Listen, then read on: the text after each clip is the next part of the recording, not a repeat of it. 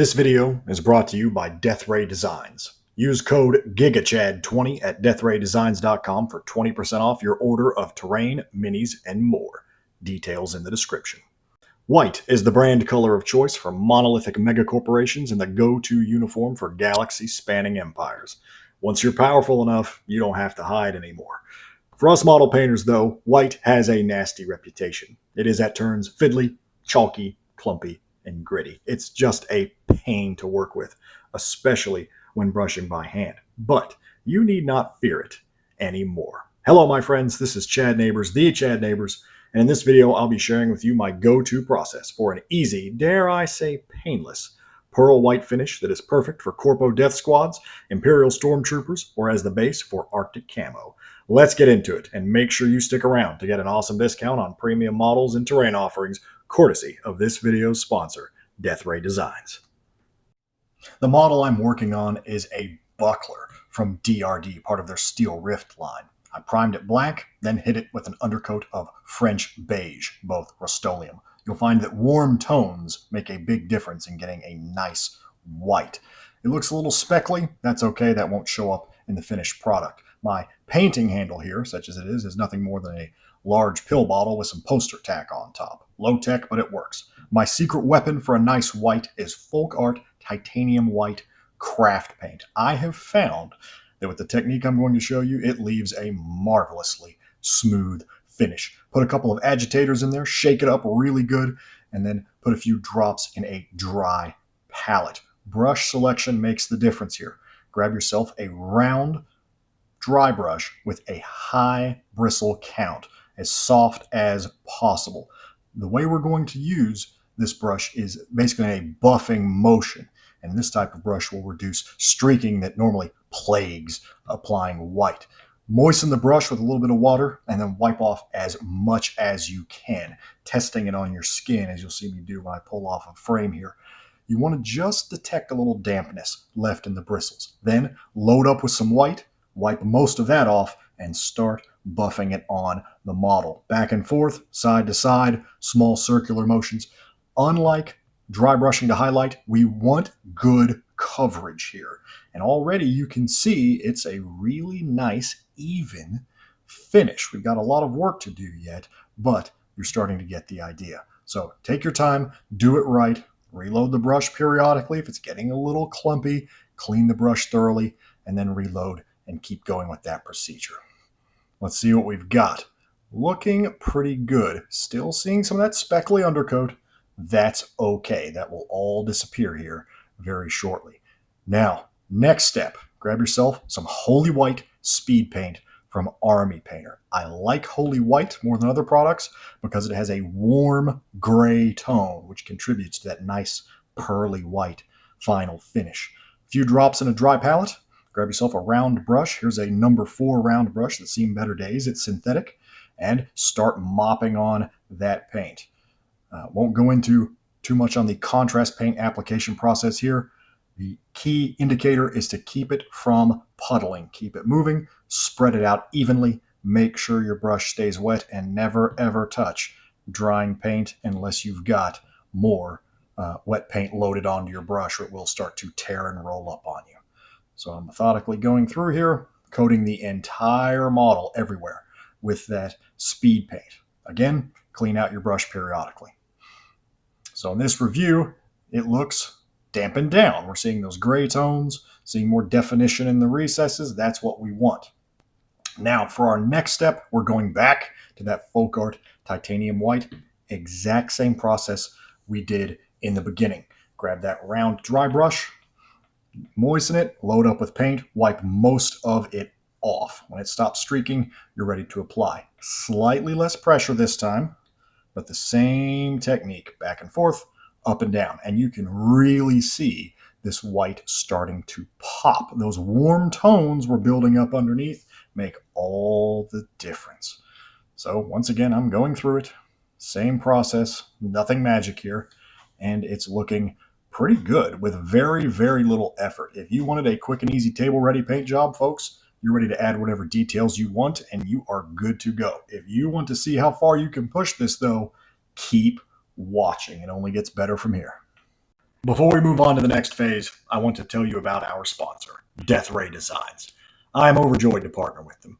Death Ray Designs cannot be beat if you love sci-fi wargaming. They, of course, produce Steel Rift, my very favorite mech game, and they make loads of highly detailed, fully modular, 3D printed mech, vehicle, and other kits to support it, along with excellent laser cut and digital terrain in a wide variety of styles. If Steel Rift isn't your thing, that's okay. DRD will not leave you in the cold.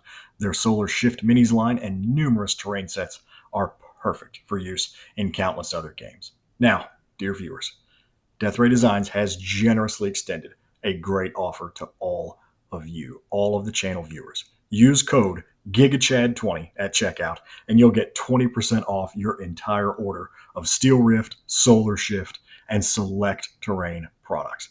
And digital products are included in the promotion for you 3D printer guys out there. Make sure you see the full details in the video description.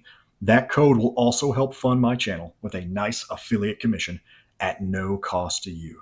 If you want to upgrade your game, do not miss out on this offer.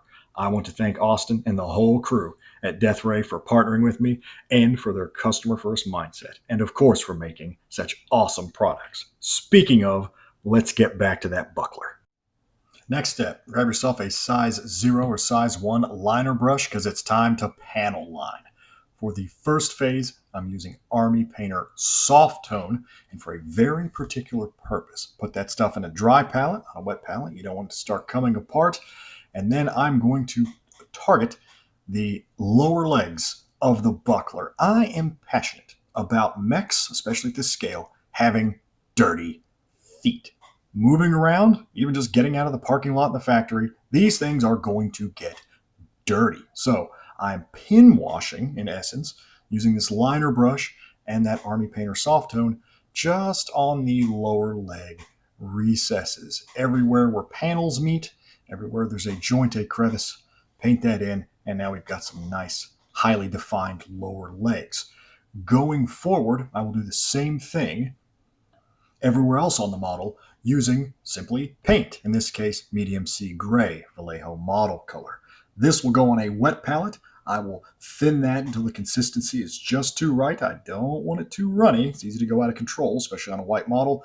And I'm going to slowly, methodically, painstakingly line every crevice, every recess on this buckler. This is actually the trademark of my painting style that people call out quite often. And they always ask what sort of panel lining product I use. And the answer is just paint, 90% of the time. Choosing an appropriate paint color, in this case, another warm gray, contributes to that final look. And even though it's not the quickest, and for some folks it's more aggravating, it always leaves the best possible result, especially at this scale. Take a look and see for yourself. Looking pretty sharp, I think. Now, time to get set to apply the metallics. To do that, I'm going to block in black using Vallejo Mecha Color Pure Black. It's a nice satin finish. It's airbrush thinned right from the bottle. Perfect consistency. So everywhere I'm going to apply metals in the next step, I'm going to go in there with that same small liner brush and block out all of those black components. For the metals themselves, I've got a variety here. I want some brass and gold colors. For joints, pistons will be in different metallics, and of course that giant blade the buckler is wielding will get its own treatment. I've got different paints from different makers. I'm just going to get this done. Work slowly, take your time, try not to get that paint on the white base color. A lot of people freak out for this reason, working with white. I say paint bravely. You can always paint over it. We'll clean up mistakes later. It's not as hard as a lot of people make it out to be. So I'm going to carry on here as you see with my paint plan. I'm doing a little bit of this pale brass on the elbow joints. That's done elsewhere on the shoulder joints. Once I'm done, I'll pin wash those metal parts with Army Painter Soft Tone or Army Painter Dark Tone as appropriate, like the fuller on the blade here. That's getting a little bit of Army Painter Dark Tone. Carefully, don't want that to go all over the entire surface. Not bad.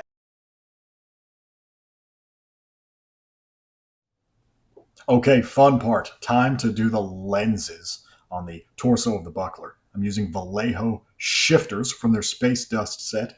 These have a super fine and vividly colored flakes in the mixture. Love working with these for canopies, for lenses, for all kinds of fun effects. On these two lenses, the large and small, I'm applying a base of orange violet. That teeny tiny lens on the head is getting intense blue violet. I'll apply 2 coats of each, letting both dry completely before I apply the second coat.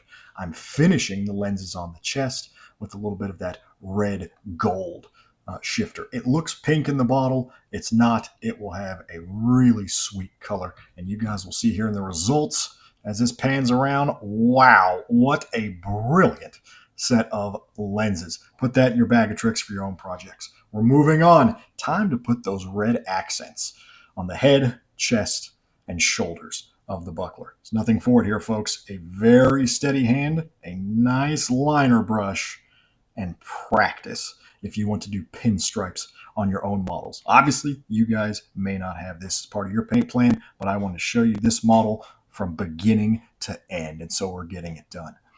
So outlining it, tuning up those edges, looks pretty nice. Once that's complete with the base red, that's flat red from Vallejo Model Color, I'm going to go back, mix in a little bit of that pure black, and I'll use that as my panel liner color, and then also for shading, you'll see elsewhere on the shoulders.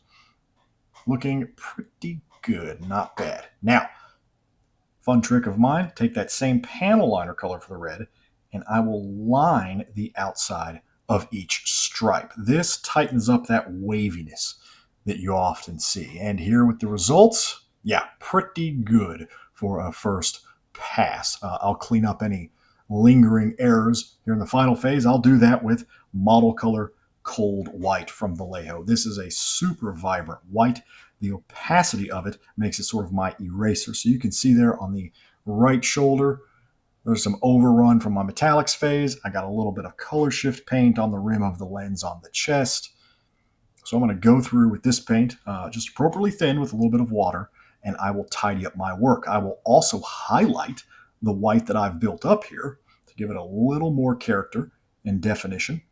And you can watch me as I go along here. There's really nothing to it. This is the easy part. We've done the hard part, and this is where we wrap things up.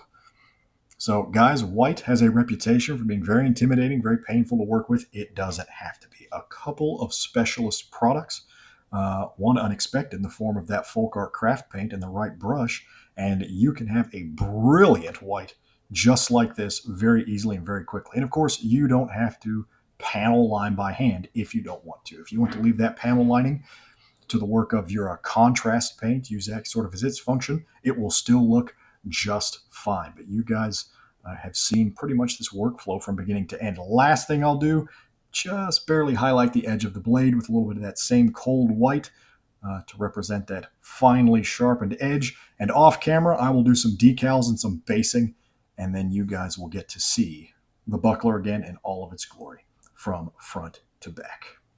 Looking sharp. And let's get to the results. And there we have it, my friends, what I have found to be the easiest and most straightforward way to get a painless white paint job on your models for any purpose. Thank you all so much for watching. I hope you enjoyed it. I hope you at least got a few things to add to your own repertoire, your own toolbox as a hobby hero. I want to thank especially Death Ray Designs again for sponsoring this video and extending that discount code to all of you viewers. GigaChad20, you guys take it, go load up on some of the best models and terrain that money can buy.